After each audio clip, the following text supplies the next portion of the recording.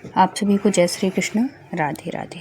तो आज फिर सुनाते हैं लड्डू गोपाल की एक सत्य लीला कथा, जिस कथा के माध्यम से आप जानेंगे कि लड्डू गोपाल की सेवा में हमें ये 7 गलतियां कभी नहीं करना चाहिए, वरना पछताना पड़ सकता है। तो एक सच्ची भावपूर्ण सत्य घटना आप सुनेंगे। और अगर कहानी अच्छी लगे, वीडियो अच्छी लगे तो प्लीज़ लाइक, शेयर, और चैनल में न्यू हैं तो ज़रूर सब्सक्राइब कर लीजिएगा और अपनों तक ज़रूर शेयर करिएगा। जो भी लड्डू गोपाल की सेवा करते हैं उन तक ये कहानी ज़रूर पहुंचाइएगा। तो वृंदावन से कुछ दूरी पर एक छोटे से गांव में मीरा नाम की एक भक्त रहती थी। उसका संसार केवल एक ही था, उसके छोटे से लड्डू गोपाल। हर सुबह वो भगवान के बड़े भाव से, बड़े प्रेम से सेवा करती, उनको भोग लगाती, नहलाती धुलाती, आरती करती, सब बहुत अच्छे से करती थी, बहुत भाव के साथ करती थी। गांव वाले जो आस पड़ोस के लोग थे वो मीरा को देखकर कहने लगे थे कि मीरा तो बड़ी भाग्यशाली है, ऐसा लगता है जैसे भगवान उसके घर में स्वयं विराजित हो, बहुत पूजा करती है। और इसी लोगों के कहने की वजह से उसके मन में धीरे धीरे मीरा का जो मन था वो सेवा से हटने लगा। केवल एक आदत बन गई, उसका मन भगवान में कम और दुनिया की भागदौड़ में अधिक रहने लगा। दुनिया वालों के उसमें ज़्यादा होने लगा कि जैसे लोग उनकी तारीफ़ करते, उसको बहुत अच्छा लगने लगा और भगवान की भक्ति उसकी अब कम होने लगी। एक दिन वह जल्दी जल्दी में बिना हाथ धोए ही रसोई में चली गई। वहीं से भोग बनाकर सीधे लड्डू गोपाल के सामने रख दिया। उसने मन में सोचा, भगवान तो भाव के भूखे हैं, वो ये सब चीज़ नहीं जानते, नहीं देखते हैं। इतनी छोटी बात से क्या फ़र्क पड़ेगा कि मैंने हाथ धोया है कि नहीं धोया, साफ़ है कि नहीं, वो तो भाव देखते हैं। कुछ दिनों बाद उसने देखा कि पूजा करते समय उसका मन बिल्कुल नहीं लगता है। उसको खुद इस चीज़ का एहसास सा होने लगे। पहले तो उसको पूजा पाठ करने में बहुत आनंद, बहुत शांति महसूस होती थी, लेकिन अब ऐसा नहीं था। वह पहले जब वो पूजा करती थी तो भगवान में ही खो जाती थी, लीन हो जाती थी, लेकिन अब वो जैसे पूजा करने बैठती, उसको यहाँ की वहाँ की सारी बातें ज़्यादा याद आने लगी और भगवान में मन कम लगने लगा। ऐसा लगने लगा कि जैसे अब वो कहीं और सी खो गई हो। उसी रात उसे एक अद्भुत स्वप्न आया। अब वो भगवान से, उसको इस चीज़ का एहसास हो गया था ना, तो उसने भगवान से भी कहा था कि भगवान ये क्या हो रहा है। तब भगवान ना हमारे भक्तों, मतलब जो भगवान हैं अपने भक्तों पर बहुत दयालु रहते हैं, बहुत कृपा करते हैं। अगर हमारे मन में कभी भी किसी भी प्रकार का डाउट हो और हम भगवान से सीधे उनसे प्रार्थना करने, बड़े भाव के साथ जब हम कुछ पूछते हैं ना, तो वो हमें किसी न किसी माध्यम से वो जानकारी हम तक ज़रूर पहुंचा देते हैं। ऐसे ही हुआ इसके साथ में। उसने देखा स्वप्न में, रात में उसने एक स्वप्न देखा। उसमें देखा कि एक सुंदर सा बहुत प्यारा मंदिर है। वहाँ बहुत सी संख्या में भक्त खड़े हैं, असंख्य भक्त हैं। बीच में स्वयं बाल स्वरूप श्री कृष्ण भगवान मुस्कुरा रहे हैं। मीरा दौड़कर उनके पास जाना चाहती थी, उनको गले से लगाना चाहती थी, लेकिन उसके कदम आगे ही नहीं बढ़ रहे थे। वो चाह तो रही थी उनके पास जाना, लेकिन इतने भक्त थे, इतनी भीड़ थी कि वो जैसे ही आगे कदम बढ़ाने के लिए करती, ऐसा लगता कि जैसे उसके कदम पीछे की ओर हो रहे हैं, लेकिन वो जा नहीं पा रही थी। वो बहुत परेशान हो गई और उसको लगने लगा कि ऐसा क्यों हो रहा है, क्यों मेरे साथ ऐसा हो रहा है। अब क्या होता है कि मीरा जा नहीं पाई। मीरा दौड़ के उसके पास दौड़ के जाना चाहती थी, लेकिन नहीं जा पा रही। तभी एक संत उसके पास आए और बोले, बेटी, भगवान भाव के भूखे हैं, लेकिन भाव का अर्थ लापरवाही नहीं होता। प्रेम के साथ शुद्धता और श्रद्धा भी उतनी ही आवश्यक है। मीरा की आंखों से आंसू बह निकले। वो तुरंत समझ गई कि वो जो संत हैं वो क्या कहना चाहते हैं। तब संत ने कहा, आज मैं तुम्हें वे गलतियां बताऊंगा जो कि हम भक्त अधिकतर कर देते हैं, जाने अनजाने हमसे वो जो है गलतियां हो जाती हैं, जो कई भक्त अनजाने में कर बैठते हैं। वो मैं तुमको आज कुछ गलतियां बताऊंगा, उस बात का तुम हमेशा ध्यान रखना, इन गलतियों का। तो उन्होंने कहा कि पहली गलती है कि हम बिना स्नान या बिना हाथ पैर धोए सेवा करते हैं। कभी कभी हमारे मन में आता है कि भगवान ये सब चीज़ें थोड़े देखते, भगवान तो भाव के भूखे हैं, वो तो छोटे से बच्चे हैं, और हम तो अगर हम छोटे बच्चे को बिना नहाए अगर वो कर सकते हैं, खिला पिला सकते हैं, तो हम तो भगवान को भी खिला सकते हैं, क्योंकि हम तो उनको बच्चा मानते हैं। ये कई बार हमारे ऐसे मन में और कई भक्तों के मन में ऐसे भाव आ जाते हैं। तो ऐसा नहीं करना चाहिए। यदि संभव हो तो स्नान करके सेवा करें, यदि परिस्थितियां ना हो तो कम से कम हाथ पैर और मुख अच्छी तरह से धो लें, शुद्ध भाव से सेवा करें, क्योंकि ये बात भी हमें ध्यान रखना चाहिए कि ठीक है हमने भाव से उनको बच्चा माना है, ठीक है, लेकिन ये भी तो है कि वो परमपिता परमेश्वर है, वो भगवान है, भगवान को हमें भगवान की तरह ही रखना चाहिए। अब दूसरी गलती क्या होती है जो कि हम सब कर देते हैं, वो क्या है कि पहले स्वयं खाना और बाद में भगवान को भोग लगाना। भाई अब हम 10 बजे नहा रहे हैं, हम 12 बजे नहा रहे हैं, तो हमें पता चले हमें दवाई भी खाना है, कुछ खाना भी है, तो हम पहले नाश्ता कर लेते हैं, पहले हम खाना खा लिए, अपनी पेट पूजा कर लिए, घर का काम धाम कर लिए, फिर उसके बाद हम नहा धो के आए, भगवान को नहलाए, फिर भगवान का अधिकांश लोग ऐसे कर देते हैं, लेकिन ऐसे बिल्कुल नहीं करना चाहिए, क्योंकि हम भगवान को अपने घर में विराजित किए हैं, तो सबसे पहले उनका ध्यान रखना चाहिए। आप पहले अगर आपको घर की साफ़ सफाई आप ही सब कुछ करते हो, तो भी आप एक बार ऐसे ही पानी डाल के, बहुत ना नहाओ, 1 घंटे तक पानी डाल लो, अपने वस्त्र बदल लो, और फिर बाद में इसमें ये हो जाएगा ना कि हम स्नान कर लिए हैं, और फिर भगवान को भोग लगा दो और फिर अपना काम करते। भोग जब भगवान को स्नान ध्यान करा दोगे, भोग लगा दोगे टाइम से, तो फिर आप भी खा लोगे, तो कोई दिक्कत नहीं है, फिर बाद में करते रहो अपना काम। लेकिन बहुत से लोग ऐसे करते हैं कि पहले अपने घर का काम धाम, और काम करते करते देर हो जाती है, तो पहले नाश्ता भी कर लेंगे, और फिर बाद में दोपहर में 12 बजे 1 बजे या 10 बजे ऐसे नहा के आ रहे हैं, फिर भगवान की सेवा कर रहे हैं। तो ऐसा नहीं करना चाहिए। घर का पहला अन्न भगवान का माना गया है, पहले प्रेम से भोग अर्पित करें, फिर स्वयं ग्रहण करें।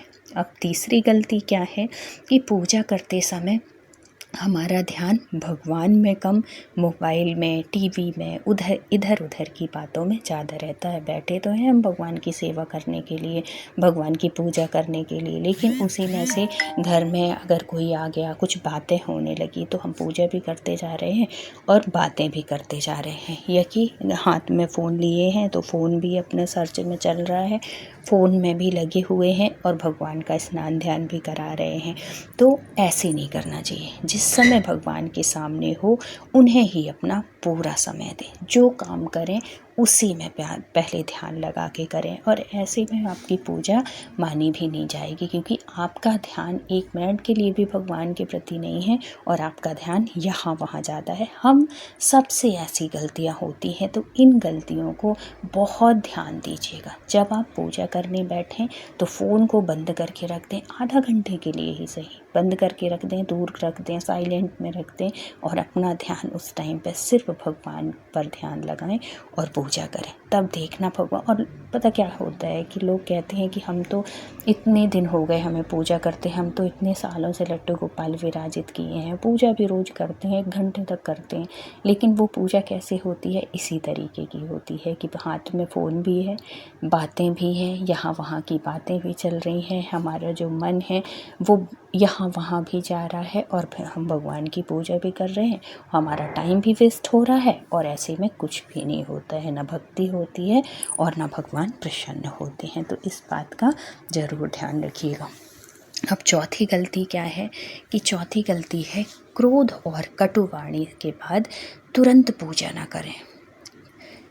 जब हम बहुत बार ऐसे होता है कि घर परिवार में अगर लोग हैं तो कुछ ना कुछ ऐसी बातचीत हो जाती है, हम लड़ाई झगड़े भी कर लेते हैं, बहुत किसी को गलत भी बोल दिए, क्रोध भी कर लिया, उसके बाद हम तुरंत पूजा करने बैठ गए।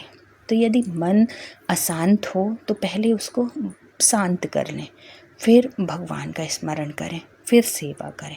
ये नहीं कि गुस्सा में हम पूजा भी कर रहे हैं, स्नान करा रहे हैं, भगवान को भोग लगा रहे हैं और यहाँ हम भगवान को पकड़े हैं, वहाँ पे हम उनको गाली दे रहे हैं या कि उनसे बदतमीज़ी कर रहे हैं, बहस कर रहे हैं, अपने से बड़े हों या छोटे हों, लड़के को डांट रहे हैं, पति को गुस्सा हो रहे हैं, कुछ भी ऐसी। मतलब पूजा करते समय अपने आप को बहुत शांत रखें, बिल्कुल शांत मन से, शुद्ध मन से, पवित्र मन से पूजा करें। क्रोध करके नहीं, कटुवाणी का प्रयोग नहीं कि हम पूजा कर रहे हैं और इस तरीके का प्रयोग कर रहे हैं, ऐसे में हमारी पूजा स्वीकार नहीं होती। और ये अधिकतर छोटी छोटी सी बातें होती हैं, लेकिन यही हमारी जो पूजा पाठ है, जो हमारी भक्ति है, उसमें विघ्न डालती हैं। तो इन बातों का बहुत ध्यान रखिएगा और बताइएगा, कमेंट में ज़रूर बताइएगा कि आपसे भी ऐसी गलतियां होती हैं। अगर होती हैं तो भी कोई बात नहीं, अब इन बातों का ध्यान रखिएगा और जब भी आप पूजा करने बैठिएगा तो ऐसे मत करिएगा, बहुत शांत मन से। अभी और भी गलतियां हैं जो कि आपको ध्यान रखना है। अब 5वीं गलती क्या है कि लड्डू गोपाल के वस्त्र और आसन की सफाई का ध्यान ना रखना। हम लड्डू गोपाल को बिठालते हैं या कि और भी भगवान हैं उनको जैसे हम बैठे हैं मंदिर में, लेकिन मंदिर में बैठे तो हैं ना, तो वहाँ पे सफाई कर रहे हैं, फूल जो चढ़े हैं, पता चला मूर्ति के जो पीछे, प्रतिमा के पीछे बहुत सारे फूल पड़े हुए हैं जो कि सूख गए हैं। जो आसनी बिछी हुई है उसको हम साफ़ नहीं कर रहे हैं, उसी गंदी आसनी में वो बैठे हुए हैं। तो ये भी एक गलती होती है जो कि हमें ध्यान देना है। जिस प्रकार हम किसी छोटे बच्चे की देखभाल करते हैं, वैसे ही प्रेम से उनकी भी सेवा करें, भगवान की भी, लड्डू गोपाल की भी। फिर देखिएगा कितनी कृपा बरसाते हैं भगवान। अब 6वीं गलती क्या है कि केवल अपनी इच्छाओं की सूची लेकर भगवान के पास ना बैठें कि हमारे जीवन में बहुत सी समस्या चल रही है, बच्चा पढ़ नहीं रहा है, पति की नौकरी छूट गई है, घर में परेशानियां चल रही हैं। तो वो सारी लिस्ट लेके जब हम भगवान के पास बैठते हैं, भगवान की पूजा करने बैठते हैं, तो वो सब सुनाने ना लगें। पहले भगवान की पूजा करें, पाठ करें, उसके बाद भगवान सब जानते हैं क्योंकि उनको कुछ वो करने की ज़रूरत नहीं है। और है तो इस बात का ध्यान रखें कि जब हम पूजा करने बैठें तो लिस्ट लेके ना बैठें, सिर्फ भगवान की भक्ति में मन लगाएं, ध्यान लगाएं, उनके चरणों में ध्यान लगाएं। और ये बात हमेशा ध्यान रखिएगा कि हमारे जीवन में जो सुख हैं, जो दुख हैं, वो हमारे कर्मों से मिलते हैं। और अगर हमारे जीवन में अच्छा समय है, और देखो एक बात का हमेशा ध्यान रखिएगा कि जीवन हमेशा एक सा नहीं रहता, कभी सुख, कभी दुख, कभी अच्छा समय, कभी बुरा समय, सबके जीवन में आता है। तो बहुत परेशान होने की बात नहीं है। अगर ये समय अच्छा नहीं है तो एक उम्मीद रखिए, भगवान पर विश्वास रखिए कि अभी अच्छा नहीं है, लेकिन जो आने वाला समय है वो बहुत अच्छा होगा। क्योंकि हर उसके बाद ना, परेशानी के बाद एक अच्छा समय सबके जीवन में आता है। जो बड़े से बड़े रईस भी हैं ना, उनके बारे में भी कभी सुनिएगा, वो भी कभी बताते सुनेंगे कि हमारा जीवन में पहले कैसा था। तो हर किसी के जीवन में ऐसे समय आते हैं, परेशान होने की बात नहीं है।